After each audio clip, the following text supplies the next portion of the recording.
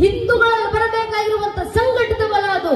ಅದಕ್ಕೆ ಆದರ್ಶ ಹನುಮದೇವರು, ಅದಕ್ಕೆ ಆದರ್ಶ ಪ್ರಭು ಶ್ರೀರಾಮಚಂದ್ರು. ಸುಗ್ರೀವತನ ಕಾರ್ಯ ಮರೆತಿದ್ದಾನೆ ಅಂತ ಗೊತ್ತಾದ ಕೂಡಲೇ ಶ್ರೀರಾಮಚಂದ್ರು ಲಕ್ಷ್ಮಣನನ್ನು ಕಳಿಸ್ತಾರೆ. ಲಕ್ಷ್ಮಣ ಕಿಷ್ಕಿಂದೆ ನಗರದ ಮುಂದೆ ನಿಂತು ತನ್ನ ಧನಸ್ಸನ್ನು ಢೇಂಕರಿಸಿದ ಮಾತ್ರಕ್ಕೆ ಸುಗ್ರೀವ ತಕ್ಷಣ ಭಯ ಬಿತ್ತು ರಾಮರಿಗೆ ಶರಣಾಗತರಾಗಿ ತನ್ನ ಕಣ್ಣೀರಿನಿಂದ ರಾಮನ ಪಾದುಕೆಯನ್ನು ತೊಳಿತ ಆಗ ಪ್ರಮಾಣ ಮಾಡ್ತಾರೆ, ರಾಮ ಕಾರ್ಯ ಮರೆತು ಕೂತಿದ್ದೆ, ಸೀತಾನ್ವೇಷಣೆಗೋಸ್ಕರ ಈಗೆಲ್ಲರನ್ನ ಸಂಘಟಿಸುತ್ತೀನಿ. ಸುಗ್ರೀವನ ಆಜ್ಞೆಯ ಮೇರೆಗೆ ಹನುಮದೇವರು ಎಲ್ಲ ವಾನರ ಯೋಧರನ್ನು ಸಂಘಟಿಸಿದರು. ಎಂಥ ವಾನರ ವೀರರು! ನಳ, ನೀಳ, ಸುಷೀಣ, ಗವಯ್ಯ, ಗವಾಕ್ಷ, ಗಂಧಬಾಧನ, ದಿವಿದ, ಮೈಂದ, ಜಾತವಂತ, ವಾಯುಪುತ್ರ ಹನುಮಂತನಂತಹ 88 ಕೋಟಿ ಸೇನಾಧಿಪತಿಗಳನ್ನು ಉಳ್ಳಂತ 106 ಕೋಟಿ ವಾನರ ಸೈನಿಕರನ್ನ ಒಮ್ಮೆ ಸಂಘಟಿಸಿದ್ರಲ್ಲ, ಆ ಸಂಘಟಿತವಾಗಿ ಬಂದಂತ ರಾಮರ ಸೇನೆ, ಆ ಸಂಘಟಿತ ಬಲದ ಕಾರಣ ಸೀತಾಮಾತೆ ಅನ್ವೇಷಣೆ, ಆ ಸಂಘಟಿತ ಬಲದ ಕಾರಣ ಇವತ್ತು ರಾಮನವಮಿ, ಆ ಸಂಘಟಿತ ಬಲದ ಕಾರಣ ಇವತ್ತು ಹನುಮನ ಜಾತ್ರಾ ಮಹೋತ್ಸವ.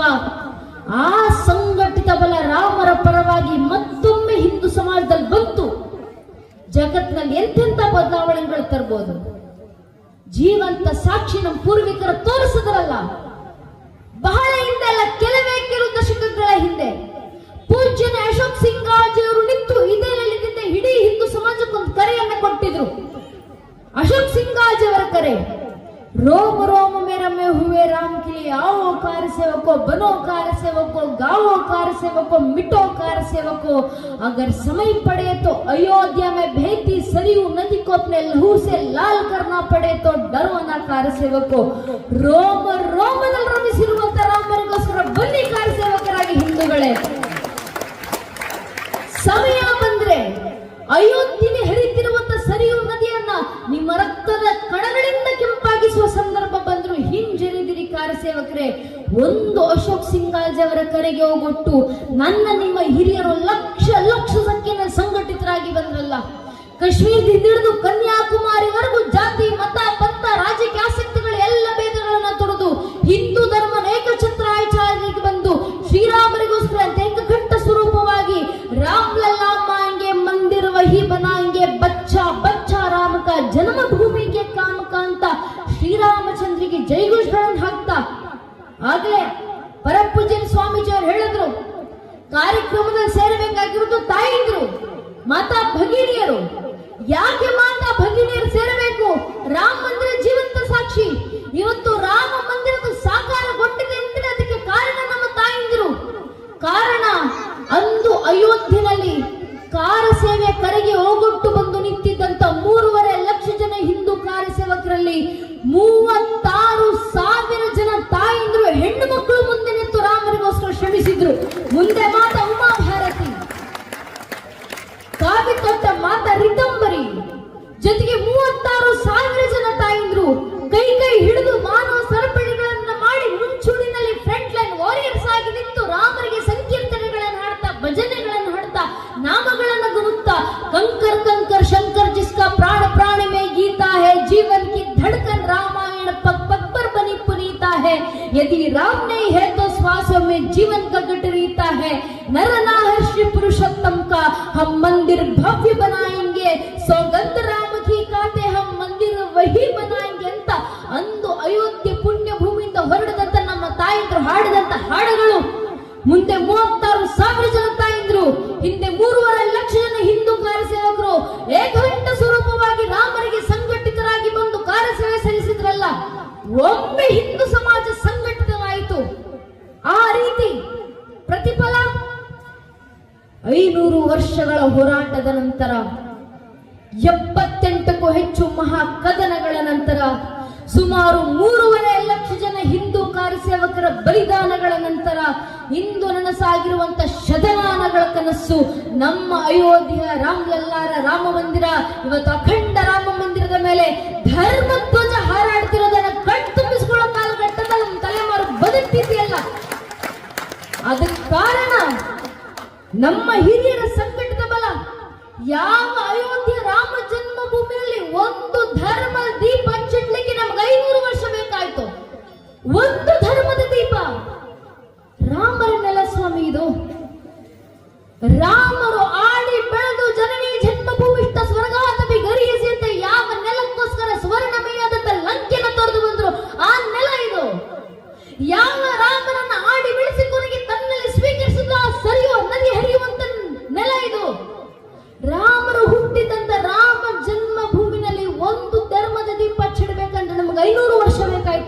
500 ವರ್ಷ ರಾಮ ಜನ್ಮಭೂಮಿಯಲ್ಲಿ ಒಂದು ಧರ್ಮದ ದೀಪ ಇಲ್ಲ. ಆದ್ರೆ ನಮ್ಮ ಪೂರ್ವಿಕರು ಒಮ್ಮೆ ಸಂಘಟಿತವಾಗಿ ಬಂದ್ರು ಪ್ರತಿಫಲ 500 ವರ್ಷಗಳ ನಂತರ ಅದೇ ರಾಮ ಜನ್ಮಭೂಮಿಯ ರಾಮ ಮಂದಿರದ ಮುಂದೆ ಒಂದು ಧರ್ಮದ ದೀಪ ಅಲ್ಲ, 1,00,000 ದೀಪಗಳನ್ನು ಹಚ್ಚಿಟ್ಟು ಲಕ್ಷ ದೀಪೋತ್ಸವವನ್ನು ರಾಮನವಮಿಗೆ ಆಚರಿಸುವಂತ ಕೆಲಸ ನಾವು ಮಾಡಿದ್ದೀವಲ್ಲ. ನಮ್ಮ ಪೂರ್ವಿಕರ ಸಂಘಟಿತವಾದ ಕಾರಣ ಈಗ ಹಿಂದೂ ಸಮಾಜ ರಾಮ ಮಂದಿರ ಕಟ್ಟಿದ್ದಾಯ್ತಲ್ಲ, ಅಯೋಧ್ಯೆ ರಾಮ ಜನ್ಮಭೂಮಿ ಕೆಲಸ ಮುಗಿತಲ್ವಾ ಅಂತ ಸುಮ್ಮನೆ ಕೂರೋದಲ್ಲ. ಆಗಿರೋದು ಅಯೋಧ್ಯೆಯಲ್ಲಿ ರಾಮ ಮಂದಿರದ ನಿರ್ಮಾಣ.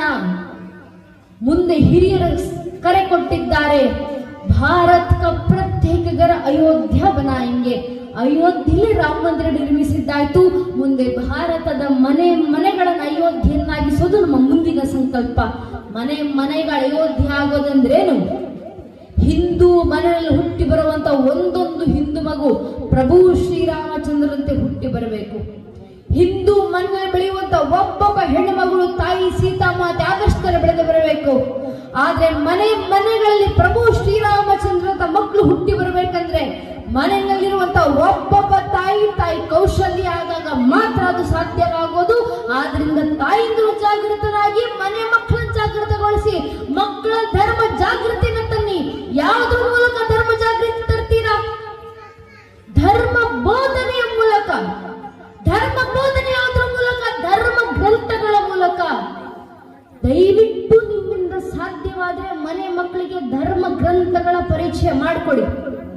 ಆಗ್ಲಿಲ್ವಾ, ನಮಗೆ ರಾಮಾಯಣ ಮಹಾಭಾರತ ಅಂತ ಇತಿಹಾಸವನ್ನ ಓದಿ ಹೇಳುವಷ್ಟು ಸಮಯ ನಮಗಿಲ್ಲಮ್ಮ. ವೇದೋಪನಿಷತ್ತುಗಳ ಪಾಠ ನಮಗಾಗಿಲ್ಲ. ಕನಿಷ್ಠ ಪಕ್ಷ ಭಗವದ್ಗೀತೆಯಲ್ಲಿರುವಂತಹ ಶ್ಲೋಕಗಳನ್ನು ಮಕ್ಕಳಿಗೆ ಹೇಳಿಸ್ಲಿಕ್ಕೆ ನಮಗೆ ಬರೋದಿಲ್ಲ ಅಂತ ನಿಮ್ಗೆ ಅನಿಸಿದ್ರೆ ಪರವಾಗಿಲ್ಲ. ಸಾಧ್ಯವಾದ್ರೆ ಮನೆಯ ಮಕ್ಕಳಿಗೆ ಕರ್ಕೊಂಡು ಬಂದು ಮನೆಯ ಮಕ್ಕಳಿಗೆ ಧರ್ಮ ಗ್ರಂಥಗಳ ಬೋಧನೆಯನ್ನ ಮಾಡಿ. ಆಗ್ಲಿಲ್ವಾ, ಕನಿಷ್ಠ ಪಕ್ಷ ವಾರಕ್ಕೆ ಒಂದು ದಿನ ಮನೆ ಮಕ್ಕಳನ್ನು ಕರ್ಕೊಂಡು ದೇವಸ್ಥಾನಕ್ಕೆ ಬನ್ನಿ. ದೇವಸ್ಥಾನದಲ್ಲಿ ಕೂರಿಸಿ ಮಕ್ಕಳ ಬಾಯಿಂದ ದಾಸರ ಭಜನೆಗಳನ್ನು ಹಾಡಿಸಿ ಸಾಕು, ಆ ಮಗುವಿನ ತನ್ನಿಂತಾನೇ ಧರ್ಮ ಜಾಗೃತಿ ಆಗುತ್ತೆ. ಇವತ್ತು ಹಿಂದೂ ಮನೆ ಪೋಷಕರು ಮಾಡಬೇಕಾಗಿರುವಂತ ಮೊಟ್ಟ ಮೊದಲ ಕೆಲಸ ಇದು. ಮನೆಯ ಮಕ್ಕಳನ್ನ ದೇವಸ್ಥಾನಕ್ಕೆ ಕರ್ಕೊಂಡು ಬರೋದು. ಯಾವ ಕನಕದಾಸರು ಒಂದು ಕಾಲದಲ್ಲಿ ಸುಖ ಸುಪ್ಪತ್ತಿಗೆ ಅನುಭವ ಎಲ್ಲವನ್ನು ತೊರೆದು ಆದಿಕೇಶವರಾಯ ಅಂತ ಒಬ್ಬ ಕೃಷ್ಣನ ಪಾದವನ್ನು ಹಿಡಿದು ಉಡುಪಿಯವರೆಗೂ ಹೋದ್ರು, ಆ ಕನಕದಾಸರು ತೋರಿದಂತ ಆ ಕೃಷ್ಣ ಮಹಿಮೆಯ ಭಕ್ತಿ ನಮ್ಮ ಮಕ್ಕಳಲ್ಲಿ ಬರಬೇಕು. ನಮ್ಮ ಮಕ್ಕಳು ದಾಸರ ಕೀರ್ತನೆಗಳನ್ನು ಹಾಡಬೇಕು. ನಮ್ಮ ಮಕ್ಕಳ ಬಾಯಿಂದ ಭಗವದ್ಗೀತೆ ಶ್ಲೋಕಗಳು ಹೊರಡಬೇಕು. ನಾನು ನಮ್ಮ ಮಕ್ಕಳನ್ನ ದೇವಸ್ಥಾನಕ್ಕೆ ಕರ್ಕೊಂಡು ಬರಲಿಲ್ಲ. ನಮ್ಮ ಹಿಂದೂ ಪೋಷಕರಲ್ಲಿ ಒಂದು ಯೋಚನೆ, ನಮ್ಮ ಮಕ್ಕಳಾಗ ದೇವಸ್ಥಾನಕ್ಕೆ ಬರಬೇಕು, ನಮ್ಮ ಮಕ್ಕಳಾಗ ಗ್ರಂಥಗಳು ಓದಬೇಕು, ನಮ್ಮ ಮಕ್ಕಳಾಗ ಭಜನೆ ಹಾಡಬೇಕು. ನಮ್ಮ ಮಕ್ಕಳನ್ನ ಕಾನ್ವೆಂಟಿಗೆ ಕಳಿಸ್ತಿದ್ದೀವಿ. ನಾವು ಲಕ್ಷ ಫೀಸ್ ಕಟ್ತೀವಿ. 40-50 ಸಾವಿರ ಸಂಬಳ ತಗೊಂಡು ಜೀವನದ ಸೆಟ್ಲ್ ಆದ್ರೆ ಸಾಕಪ್ಪ. ಇದಕ್ಕಿಂತ ಜೀವನ ಏನಿದೆ? ಹಿಂದೂ ಪೋಷಕರಲ್ಲೇ ಪ್ರಶ್ನೆ, ಯಾಕೆ ಮಕ್ಕಳನ್ನ ದೇವಸ್ಥಾನಕ್ಕೆ ಕರ್ಕೊಂಡು ಬನ್ನಿ, ಮಕ್ಕಳಿಗೆ ಭಜನೆ ಹಾಡಿಸಿ ಸಂಸ್ಕಾರ ಕೊಡಿ ಅಂತ ಹೇಳ್ತಿರೋದಂದ್ರೆ ಧರ್ಮ ರಕ್ಷಣೆಗಲ್ಲ ಸ್ವಾಮಿ, ದೇಶ ರಕ್ಷಣೆಗೂ ಅಲ್ಲ, ಕನಿಷ್ಠ ಪಕ್ಷ ಸ್ವಾರ್ಥಕ್ಕೋಸ್ಕರ.